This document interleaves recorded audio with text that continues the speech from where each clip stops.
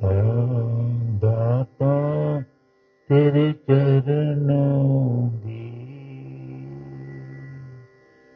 एक धूल जो मिल जाए दाता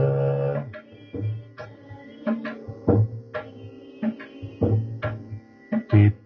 धूल जो मिल जाए सच कहती हूँ दाता तकदीर बदल जाए सच कहती हूँ दाता तकदीर बदल ये मन बड़ा पापी है ये मन बड़ा पापी कैसे मैं जपूं तेरा नाम कैसे मैं जपूं तेरा नाम इसे जितना मैं समझाऊं उतना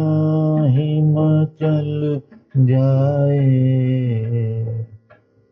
इसे जितना मैं समझाऊं ना ही मचल जाए। देखो हर एक चीज में राज होता है मन को कंट्रोल करने का भी राज यही है सिर्फ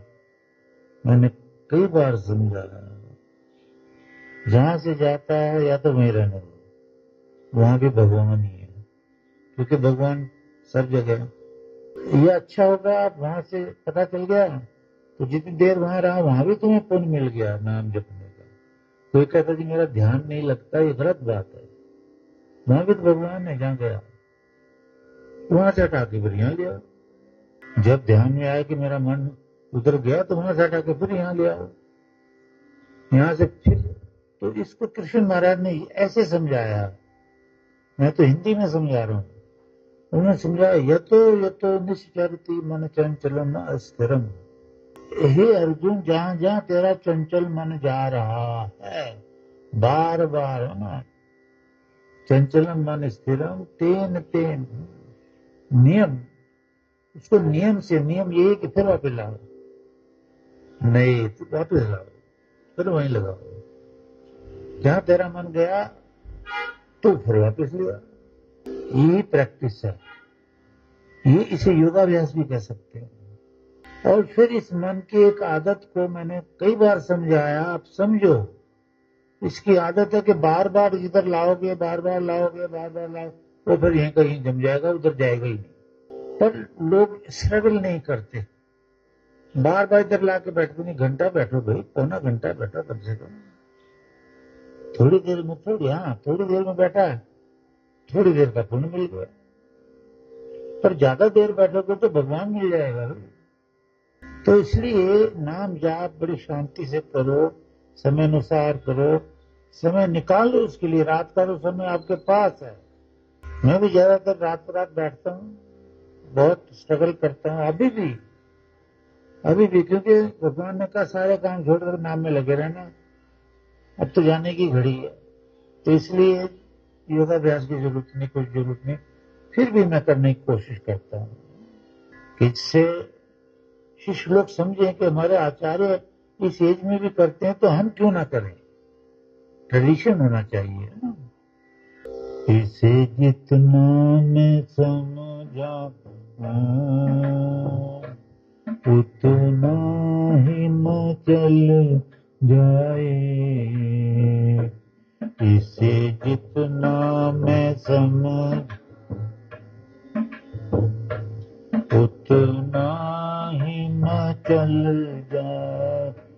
हे दाता तेरे चरणों की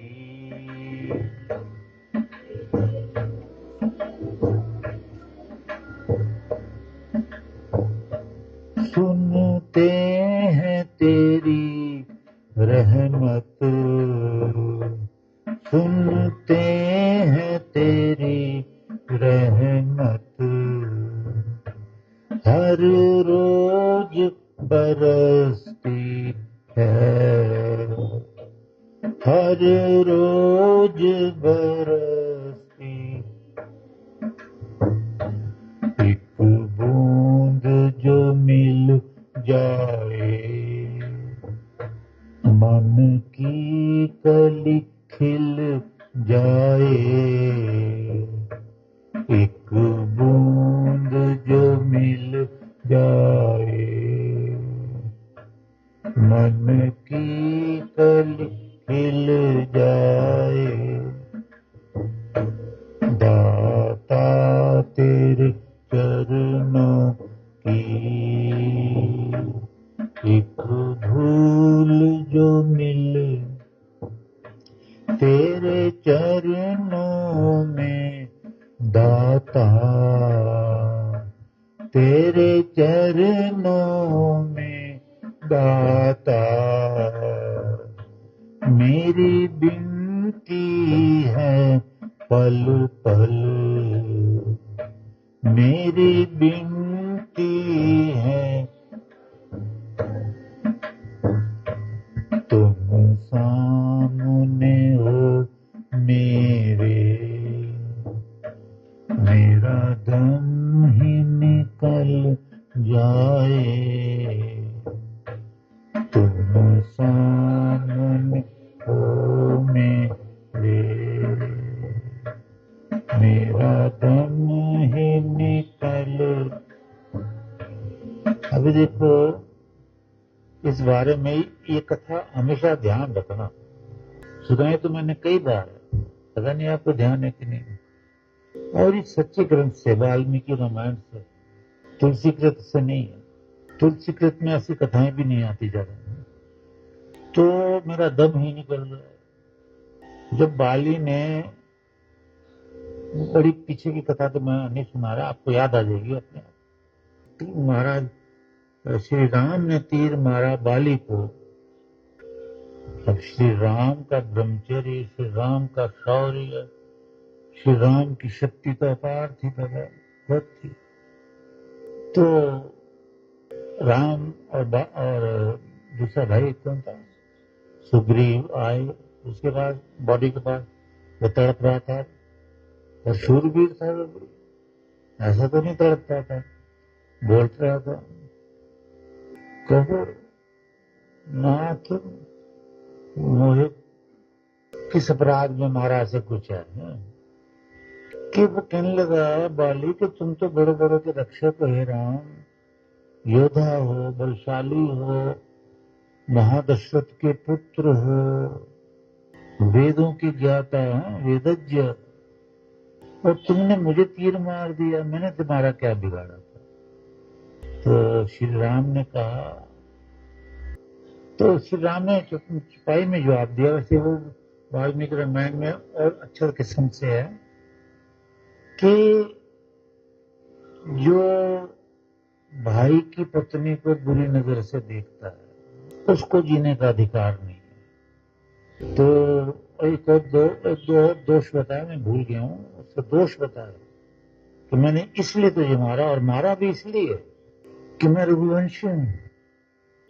इक्ष्वाकु वंश प्रभु राम नाम सुत ही जना है, मैं इक्ष्वाकु वंश से हूँ, सूर्यवंशी हूँ,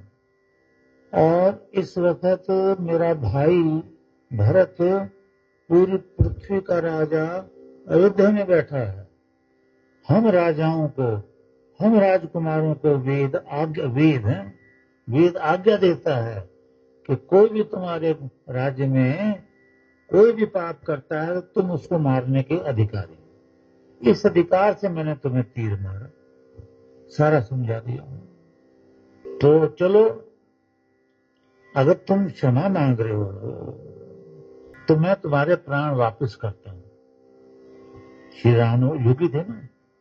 श्री राम जी ने बोला, तो मैंने ये जो भजन की गाई है स्टैंजा, ये इसलिए गाया है कि प्रमाण मिलता है वाल्मीकि रामायण से कि बाली बोलता है, हे भगवान, हे राम, अगर मैं तुमसे ये मांग लूं कि मैं जीवन वापस ले लूं अपना और राजगद्दी पे बैठूं, मेरी नारियां हों, सुख लूं मैं उनसे, राज का सुख लूं मैं उनसे, लंबे जीवन सुखी रहूं, मुझे ये नहीं चाहिए। देखो,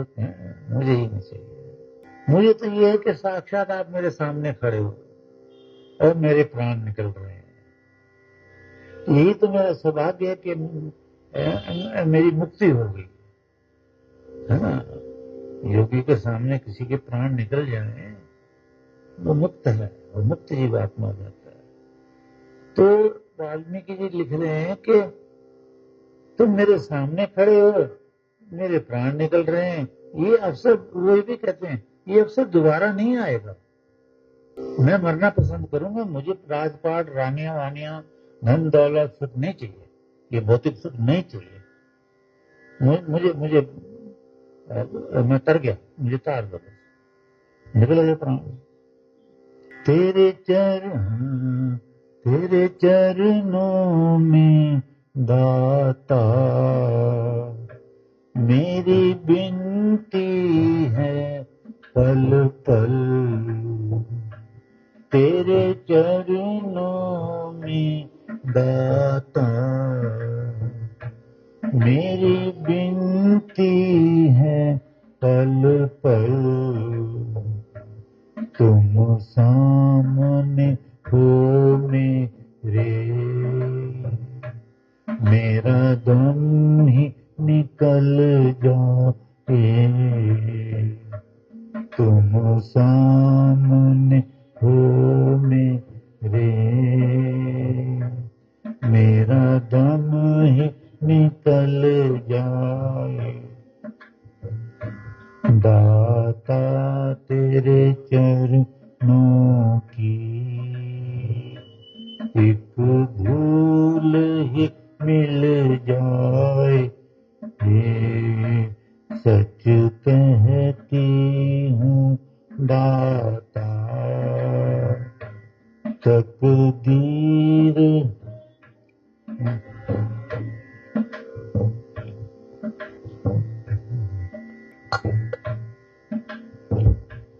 नजरों से गिराना ना,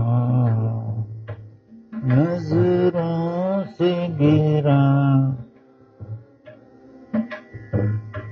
चाहे जो भी सजा देना,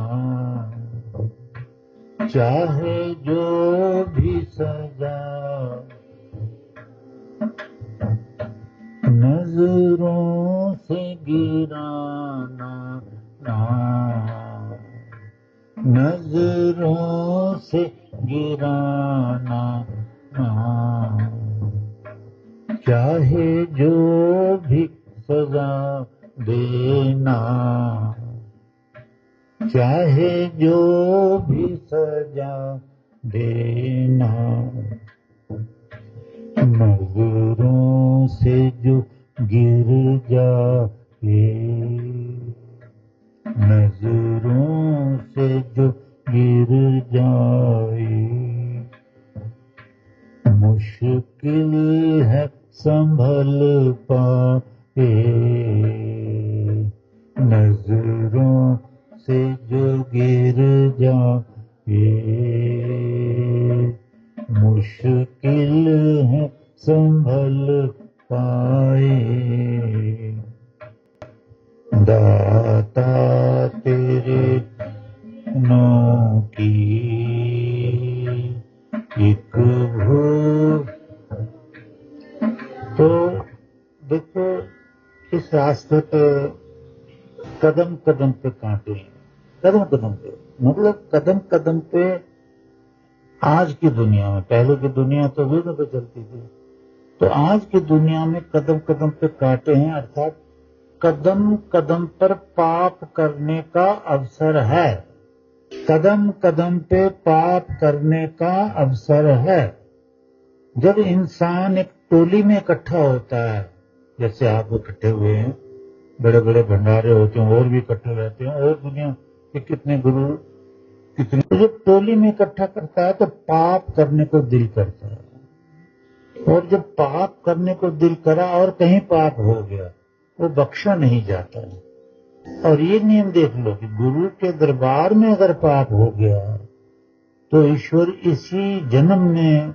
कठोर दंड देता है। अगले जन्म तो बिगड़ गए उसके, और इस जन्म में भी बड़ा कठोर दंड देता है।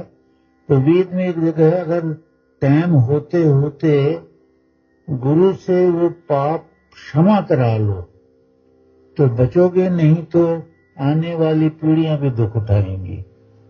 वो पीढ़ी नहीं जो साधना करती है, सेवा करती, जो नहीं कर सकी, तो ये जन्म तो गया। नजरों से जो गिर जाता है वो कभी उठ नहीं पाता है, क्योंकि ईश्वर का नियम है कि मैं माफ नहीं करता। ऋषि मुनि कोई पाप माफ कर दे तब तो मैं कर देता हूं, नहीं तो मैं तो नहीं करता माफ, और इसी जन्म में घोर दंड देता हूं। तो ये संज्ञा भी समझने के योग्य है कि हम बाहर अगर कुछ पाप कर आओगे तो इधर आकर क्षमा भी हो जाएगा, अगर दरबार में कर दिया तो वो क्षमा नहीं होगा, कभी नहीं होगा, कभी नहीं। हाँ, किसी ने अपना सर्वस्व लगा के गुरु को प्रसन्न कर लिया तो क्षमा होता है। ये वेद के वाक्य हैं, मेरे तो कोई वाक्य नहीं है, मैं तो बोलता ही वेद से हूं, मुझे तो वेद ही बुलवाता है, भगवान ही बुलवाता है ना। तो ये दो संजय बड़े गंभीर हैं। एक तो ये है कि तेरे सामने मेरी मौत हो, एक ये है कि मैं नजरों से कभी ना गिरूं। बोल सच्चिदानंद की जय।